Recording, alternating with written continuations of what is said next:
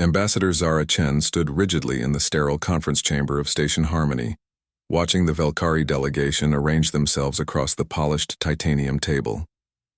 Their chitinous exoskeletons gleamed under the artificial lights, mandibles clicking in what the translation matrix identified as mild irritation. 3 months of negotiations had yielded nothing but deadlock. The territorial dispute over the Kepler 442 system remains unresolved, announced High Arbitrator Tekvar, his voice a series of harmonious clicks and whistles. Your species' expansion into our ancestral hunting grounds is unacceptable. Chen's jaw tightened. Kepler 442b was humanity's best shot at establishing a foothold in this sector, and the Velkari knew it. Their own homeworld was dying, making them equally desperate for new territory. What they didn't know was that Chen had a secret weapon, one that violated every first contact protocol in the book. Hidden in her jacket pocket was Nebula, a 6-week-old kitten she'd rescued from the station's recycling bay. Protocol number 9 strictly forbade bringing Earth fauna to diplomatic meetings. Emotional manipulation through domestic companions compromises objective negotiation, the manual stated. But Chen had noticed something during previous sessions, the way Thekvar's compound eyes lingered on the holographic Earth wildlife documentaries playing in the background. Perhaps we could discuss resource-sharing agreements, Chen suggested, subtly shifting her position. Nebula stirred in her pocket, letting out a barely audible mew. Thekvar's antennae twitched. What was that sound? Station ventilation, Chen lied smoothly. The atmospheric processors have been acting up. But Nebula had other plans. The kitten's tiny head poked out of Chen's pocket, blue eyes wide with curiosity. The entire Velkari delegation froze. By the Great Hive, whispered Thekvar, his translator struggling with the emotional undertones. What manner of creature is this? Chen's diplomatic training warred with her instincts. She could claim Nebula was a biomechanical device, maintain the fiction, and probably lose the negotiations entirely. Or she could trust her gut and break every rule in the book. This is Nebula, she said, gently lifting the kitten. She's what we call a cat, a companion species from Earth. The Velkari leaned forward in unison, their hostile postures forgotten. Tekvar's mandibles quivered. It produces acoustic vibrations of distress? Actually, she's purring, Chen corrected as Nebula began her tiny motor-like rumble. It's a sign of contentment. What happened next would be studied in xenobiology classes for generations. Thekvar, the fierce arbitrator who had once ordered the destruction of an entire mining colony, extended one kittenous finger toward the kitten. Nebula, with the fearless curiosity that only the very young possess, touched her nose to his exoskeleton.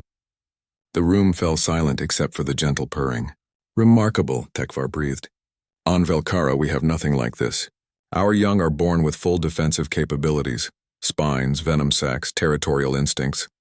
But this creature, it approaches without fear. Chen saw her opening. Humans have a saying, it takes a village to raise a child. We believe that caring for the vulnerable makes us stronger, not weaker. Nebula, sensing a new friend, climbed onto the table and padded toward the Velkari delegation. Chen's heart stopped. One defensive reaction from any of them could kill the kitten instantly.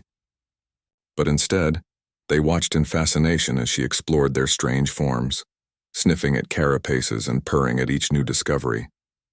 Your companion chooses to trust, observed Sub-Arbitrator Velka, her tone softer than Chen had ever heard from a Velkari. Despite our obvious capacity for harm. That's what makes her brave, Chen replied.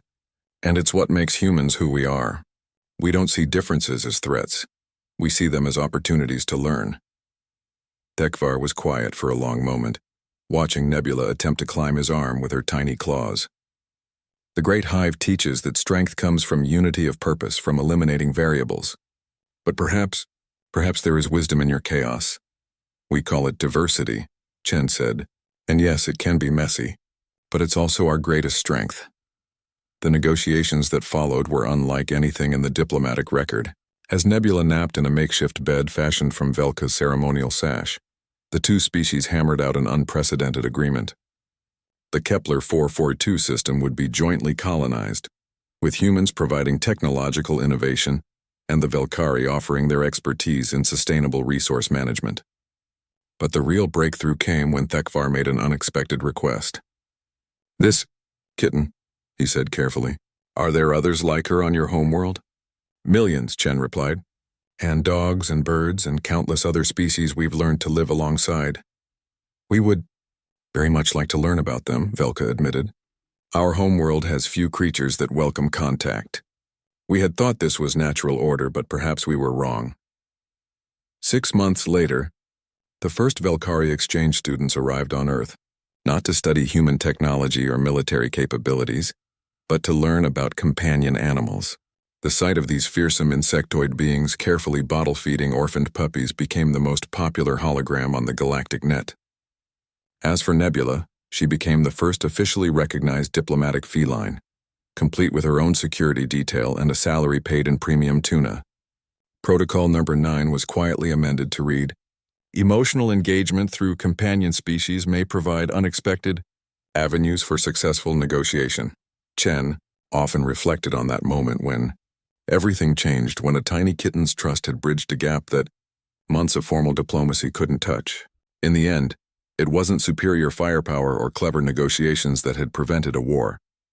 It was the simple recognition that despite their differences, both species shared the capacity to care for something small and helpless. The universe, it turned out, was big enough for everyone, especially when you had a good cat to help you see it clearly.